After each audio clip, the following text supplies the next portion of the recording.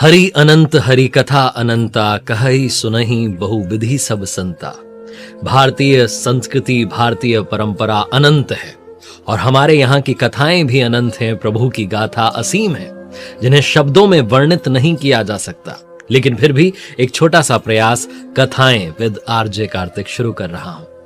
रामचरितमानस में जब बात आती है, वानर सेना समुद्र तट पर बैठी हुई है और विचार कर रही है कि कैसे मां सीता की खबर लेकर के वापस जाया जाए, क्योंकि राजा सुग्रीव ने आदेश दिया था अपनी सेना को कि जब वापस आओ तो खोज खबर लेकर ही आना। सब चिंतित थे, परेशान थे। तब संपाति जामवंत जी की सुनाई हुई कथाओं को सुन रहा था और बाहर आ जाता है संपाति नाम का एक गिद्ध। ये वो गिद्ध था जिसका भाई जटायु प्रभु श्री राम की मदद कर चुका था, और जटायु जी ने जो मदद की थी बस उसी बात को अंगद जी दोबारा से याद दिलाकर के संपाति से कहते हैं कि तुम हमें शिकार मत बनाओ, तुम्हारे भ्राता ने तो प्रभु की मदद की है, तुम भी अपना कर्तव्य निभाओ। तब संपाति कहता है कि हाँ, मुझे श्राप मिला है कि जब मैं माता सीता की खबर सेना को दूंगा, प्रभु श्री राम की सेना को, तभी मेरे पंख वापस आने लगेंगे। और तब संपाति बताता है कि यहां से 100 योजन की दूरी पर समुद्र लांघ कर जब जाओगे तो त्रिकुटा पर्वत पर लंका नगरी बसी है, जिसका राजा रावण माता सीता को लेकर गया है। तुम जा सकते हो, तुम सब कुछ कर सकते हो, क्योंकि प्रभु का आशीर्वाद तुम्हारे साथ है। और जब ये कह रहा होता है, संपाति बता रहा होता है, तो उसके पंख धीरे धीरे वापस आने लगते हैं और कहता है कि देखो प्रभु की कितनी असीम कृपा है। ये कहकर के संपाति तो चला जाता है, लेकिन वानर सेना में यह विचार उठता है कि अब जाएगा कौन। आपने भी सोचा होगा कि जब अंगद जी भी बलशाली थे, हनुमान जी भी बलशाली थे, तो अंगद से पहले हनुमान क्यों गए लंका में।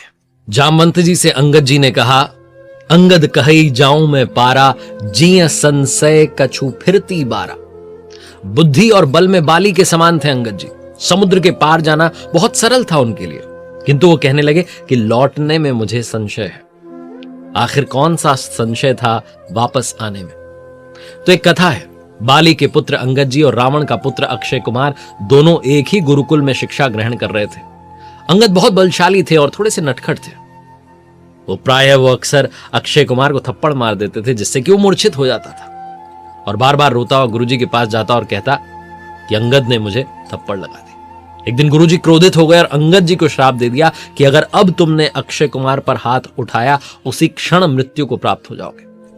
अंगद जी को यही संशय था कि कहीं लंका में उनका सामना अक्षय कुमार से हो गया तो श्राप के कारण गड़बड़ी हो सकती है, हो सकता है वो वापस ही ना आए।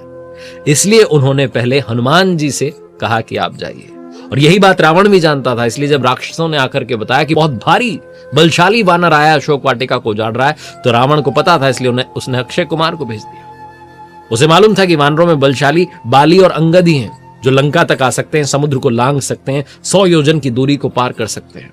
उसे लगा कि अगर अंगद आया होगा तो मेरा अक्षय कुमार उसका वध सरलता से कर देगा। पुनि पठयऊ तिहि अच्छ कुमारा, चला संग ले सुभट अपारा। आवत देखी बिटप गही तरजा, ताही निपाती महाधुनि गर्जा। किंतु जब हनुमान जी ने अक्षय कुमार का वध कर दिया और राक्षसों ने जाकर के सूचना रावण को दी, तो उसने सीधे मेघनाद को भेजा और कहा कि जाओ जाकर के उस वानर को मारना मत, बंदी बना करके लाना। मैं देखना चाहता हूं कि बाली और अंगद के सिवाय और कौन सा वानर इतना बलशाली है। सुनी सुत बध लंकेश रिसाना, पठ ऐसी मेघनाद बलवाना। मारसी जनी सुत बांधिसु ताही, देखिय कपिय कहां कर आही। हनुमान जी सब कुछ जानते थे कि जब तक अक्षय कुमार जीवित रहेगा अंगद जी लंका में प्रवेश नहीं कर पाएंगे। इसलिए उन्होंने अक्षय कुमार का वध किया, जिससे अंगद जी बिना संशय के लंका में प्रवेश कर सके। और बाद में जब युद्ध चल रहा था तो शांति दूत बनकर रावण की सभा में गए और रावण को अपना पराक्रम, अपना बल दिखाया और कहा कि अंगद का पैर है, तुम इसे हिला भी नहीं सकते। प्रभु श्री राम के वध की बात तो बहुत दूर की है। प्रभु की कथाएं अनंत हैं। एक प्रयास है कथाएं विद आरजे कार्तिक में आप तक ऐसी ही कथाएं पहुंचाने।